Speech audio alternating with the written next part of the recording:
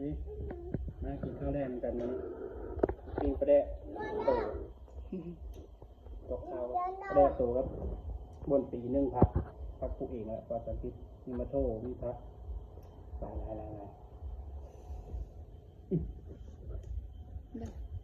นี่ผ่านนี่เคยเดินกินเมนูนี้ถือว่าคนบ้านนอกคือเราสุดยอดแล้วมีโทแล้วก็หลาย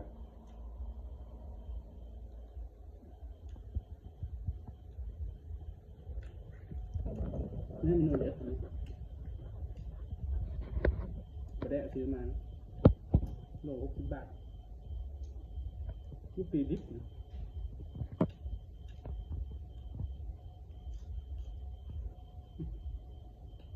แล้วกินข้าวน้อยกินหลายเมนู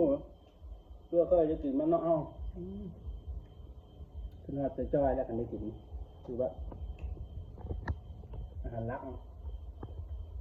เขาโกบันเนาะเอาคุณซื้อ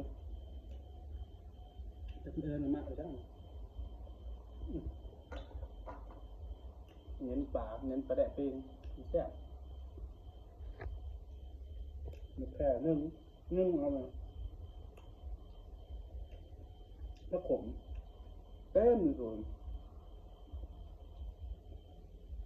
โอ้โหอะไร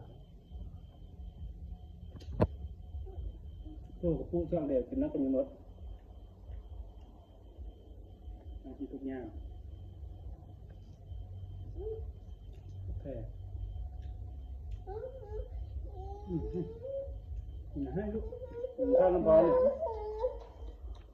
หมายเนี่ยกินขนมปะกินมาข้าวน้ำปลาเนี่ย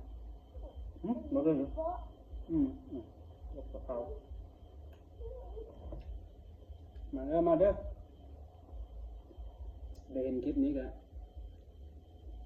ข้าวกับน้ำมากินน้ำกันของแซ่บแล้ว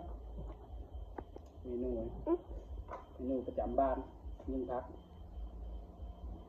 และเด้ง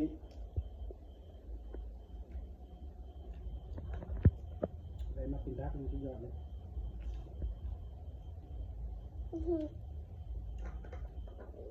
ก็ข้าวกับน้ำมากินน้ำกันกินข้าวเที่ยงแรง